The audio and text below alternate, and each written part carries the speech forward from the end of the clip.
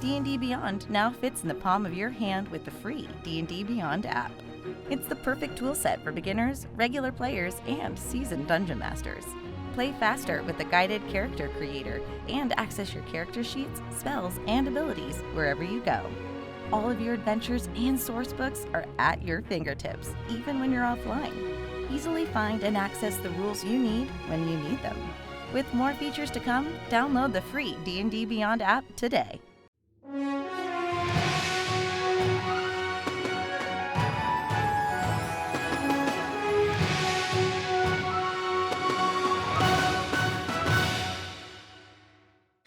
Welcome back to D&D Beyond. I am so excited to be here today because I have tricked my team to coming back on stream with me. My name is Amy Dallen, and please welcome back to D&D Beyond Weekly Live, whatever we're calling this, Joe Starr and Michael Galvis. How y'all doing today? You said this was an important meeting. Oh yeah, it is. We're going to settle all the business. I got a PowerPoint, probably. Tricked again. Michael, how was your weekend? I know I'm just starting this with personal chat, but I'm excited to be here. No spoilers here, but if you watched Critical Role, that was all I've been thinking about this entire weekend. I have been following everything on Twitter, and I can't get it out of my mind. I cannot wait for Thursday. I am not going to sleep. And that is it. We promise no spoilers from us other than general excitement, which may or may not be shared by certain folks watching this, but be nice to each other in chat because a lot of folks won't have, you know the drill. You're not new to this. But if you are new to this, welcome to D&D Beyond. Here is where we get to chat and take some questions from y'all about whatever might be on your mind. The last couple of weeks, I've had some incredible guests, so we haven't been able to do as much Q&A. So at the end of today's stream, I wanted to make sure we left a little time to take some questions. If you have them, our amazing mods will be collecting those and passing them on so that I can throw them at my colleagues here, which will be so much fun. But the subject of today's chat is Hidden Gems of Van Richten's Guide to Ravenloft. This is our first chance to really hop on stream and just talk about, it's really just favorite finds, things that we like that we haven't had a chance to talk through in the newly released Van Richten's Guide to Ravenloft. As y'all know, it is my first time being on the team during a book launch, and I love it, and it's so much fun, and I'm excited to talk about a bunch of stuff. Are you all ready to get into it? Yeah, let's do it. Let's talk Van Richten's. Joe's gonna get us in some copyright trouble right off just to get us started. I'm going to elect Joe. What would you like to talk about, to share with us from within the mists of Ravenloft, from within Van Richten's Guide to Ravenloft, that we should be on the lookout for or might want to look into, or that you just think is keen? Well, Amy Dallen, when you told us that this was our assignment and this was our panel chat today, I immediately was like, how can I approach this video and do the least amount of work required in order to still contribute in a positive manner? And so I went with the adventure. I love House of Lament so much, and again, I speaking of spoiler-free zones, I'm going to tightrope it because you guys are literally in the House of Lament with me right now on Wednesdays. But the reason I really love the House of Lament, it's a traditional haunted house ghost story. It highlights. Don't show them too much, Will. I don't want them to know what's coming. Yeah, you two don't look at the screen. It just very gently nudges and encourages players to think about their backstory and to think about what makes them them.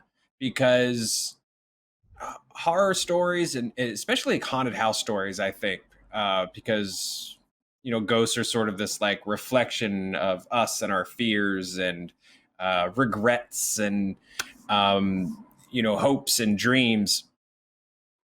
The House of Lament has options for, like, when the house is haunting you, it could be one of these things, or make it something that only your one of your players' characters will recognize and stuff like that. So, in that sense, I think for tables that are a little more just like, hey, we come in, we have fun, and we punch goblins, which is dope. I also love doing that. But if you are a DM who's sort of trying to encourage that creativity in your players to really, like think about what are the things that make their character, and you need some nudges. I think there is no better way than playing through this adventure.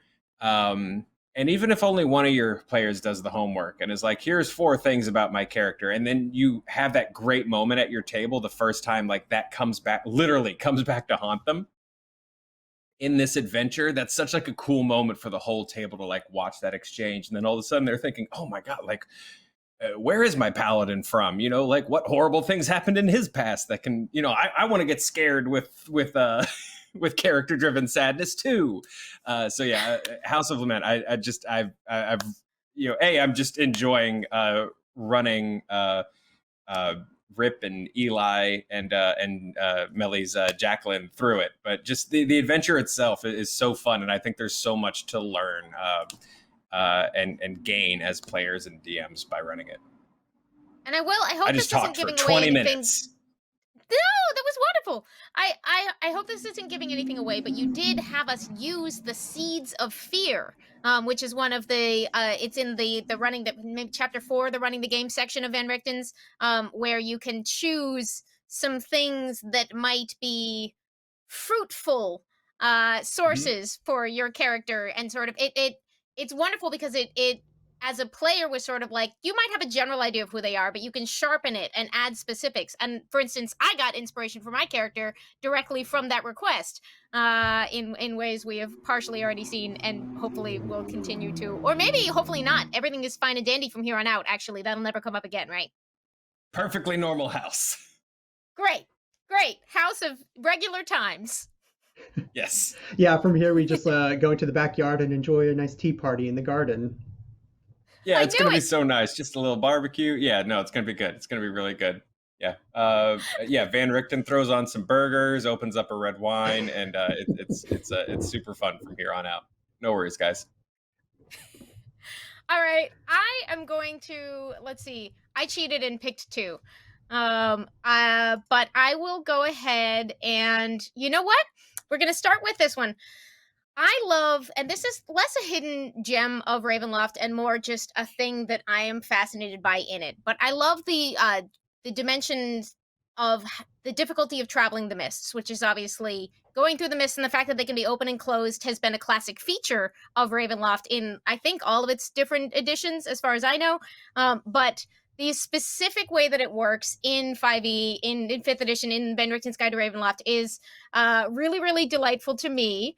And so I would love, please, if one of you could get out a die, and we're going to pretend that we are running an adventure through the mists right now, and I would like to roll on the Wandering the Mists table. It is at the beginning of Chapter 3, Domains of Ravenloft, in Ben Richten's Guide to Ravenloft, and it is just a table to say what happens if you wander off into the mists, and I'm sure it's all fine and pleasant things. All right, let me jump into this. I'm rolling my 100. 88.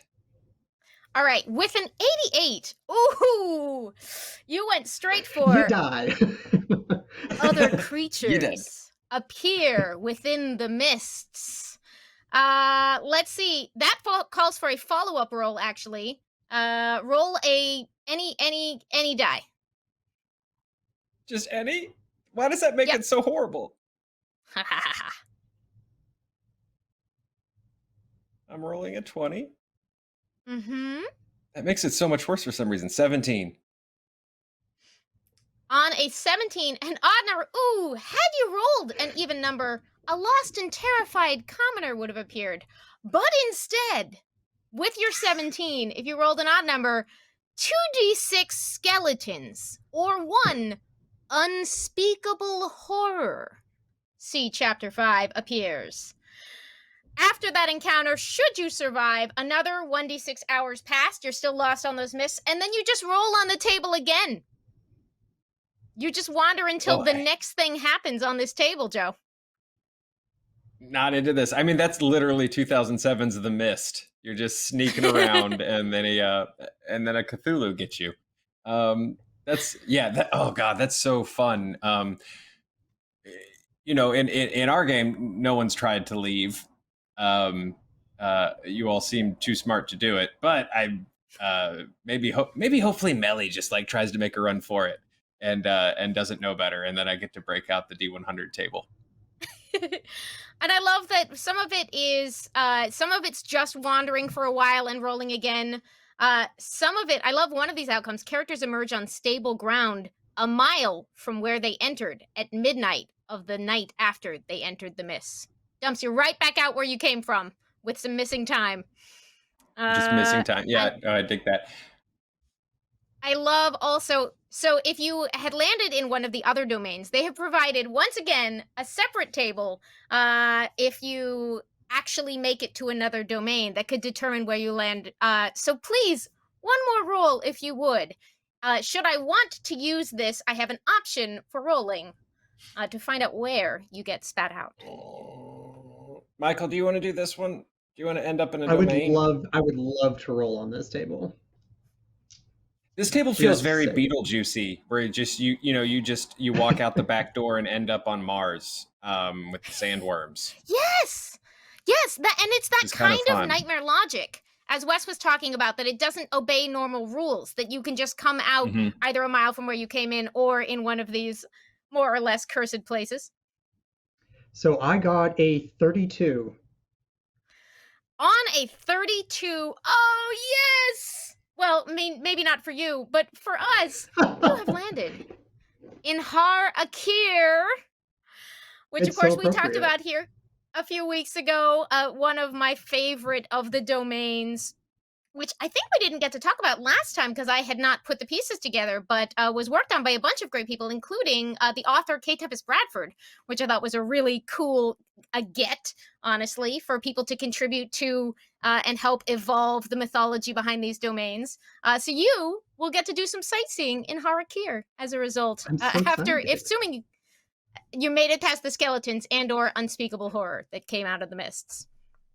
I want to actually mention something really cool about Har Akir that I learned over the weekend. So I'm starting off a Rime of the Frost Maiden. Frost of the Rime Maiden is about making poems in the snow, is what happens. Yes. It's my mixtape. So I'm doing one of those campaigns next month.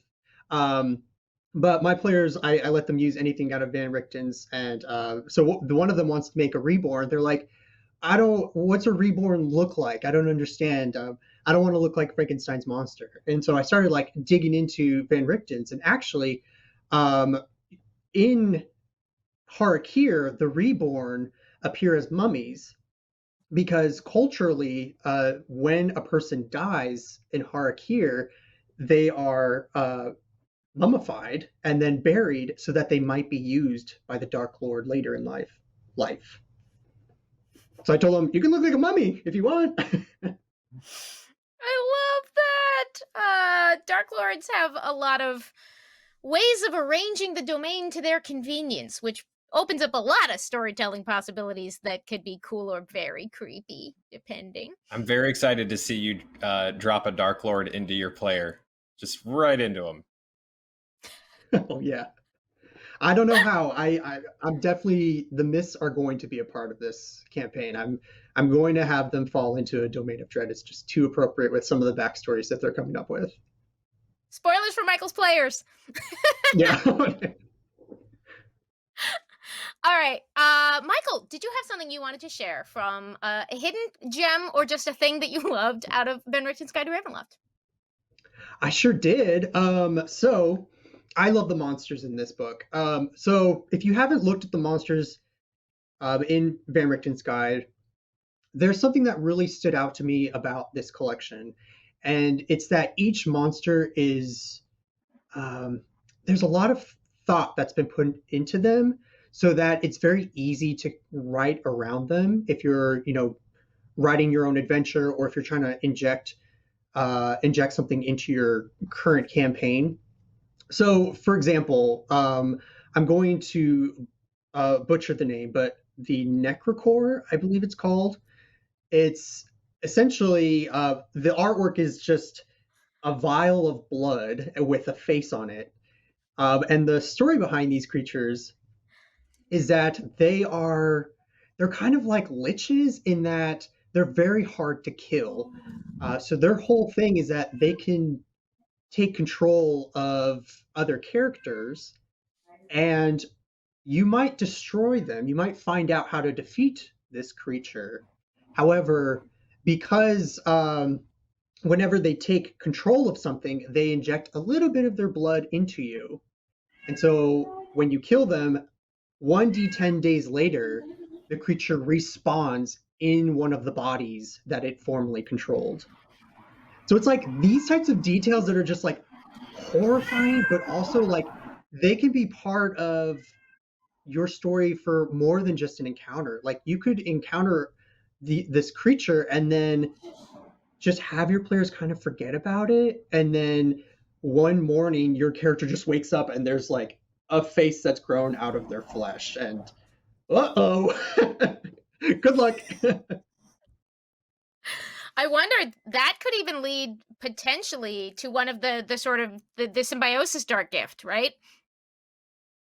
Yes, exactly. Oh my god, I didn't even think about that. That's a great idea. Write that down. Not that we're requesting this in the house of extremely regular things that are not scary, Joe. Just so you know. House of extremely pleasant backyard. Yeah, nothing but good vibes in the house of Lament. I also man, I didn't even notice that detail on that nasty little dude. That's horrible and great. I really love the spooky traps. Haunted traps, I think, are so fun. They've got a bunch of just really like great examples of how to use them, and they are they're damaging, and they make changes to your character sheet, and sure, but like something that I really love about them is just the ambiance of it, because I think it's so important if you're playing in Ravenloft to go beyond like a needle hit you, you took this much damage and you're poisoned. Like in Ravenloft, it's so much it's so much important. It's so important to be so able much to important.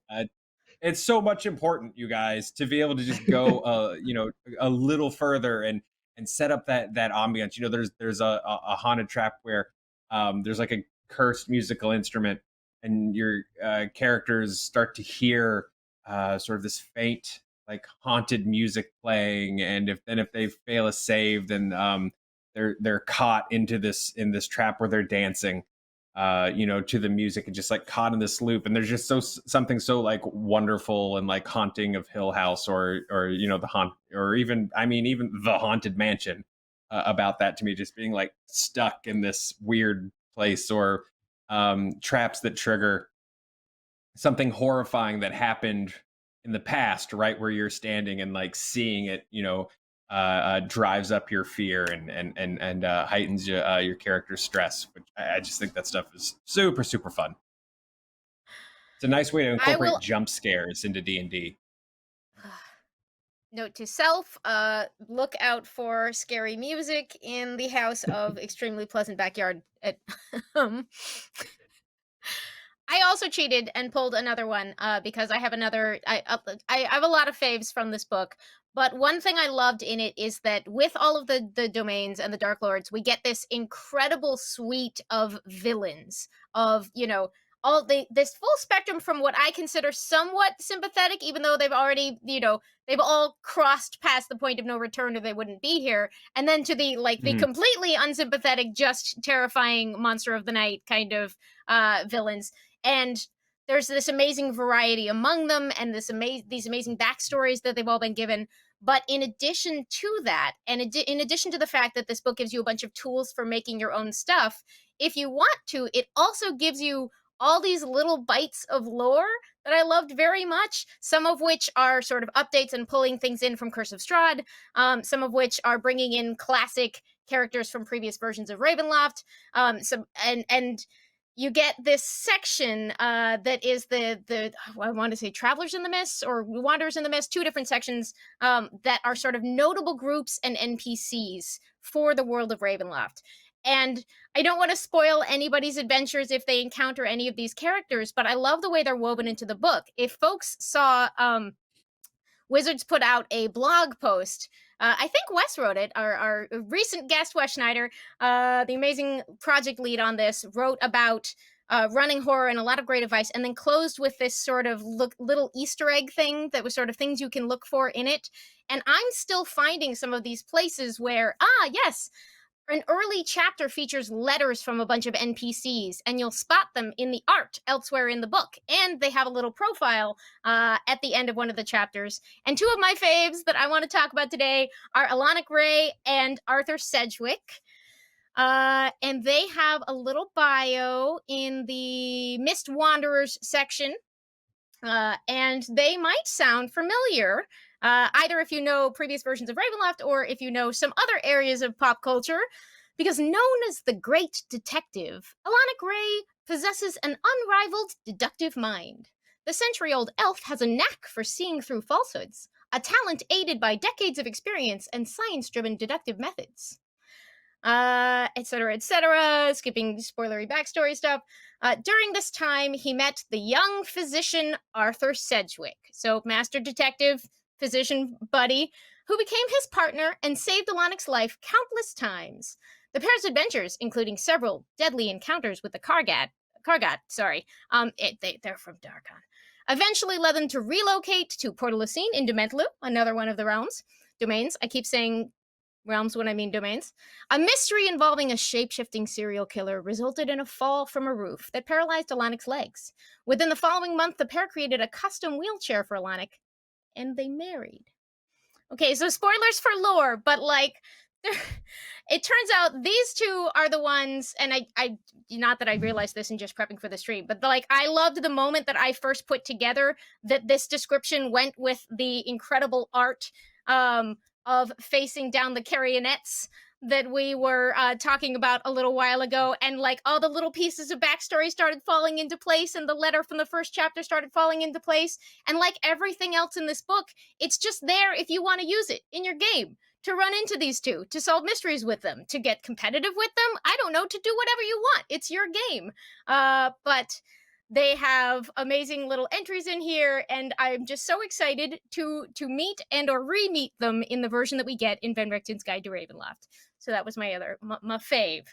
No, it's a great pick. And fun fact, I did a panic switch about 15 minutes before we started our first episode of House of Lament, because you guys were supposed to meet them outside the house. And about 15 minutes before we started, I was like, I don't like the voice I picked. And went with Van Richten instead. But he's classic, and I'm so excited. Because I'm very confident in all of my choices. And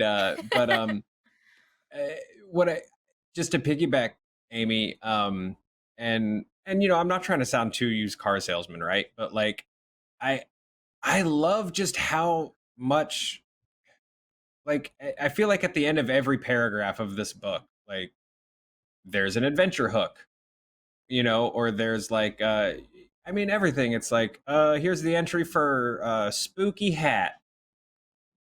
Here's how to, here's what might happen to your players if they come across the spooky hat. Maybe the spooky hat belongs to Strahd. Maybe the spooky hat is a dark gift, and or maybe it sends you to this domain. Now I'm saying realm. It's domains of dread and realms of real nice places. Those are the two different.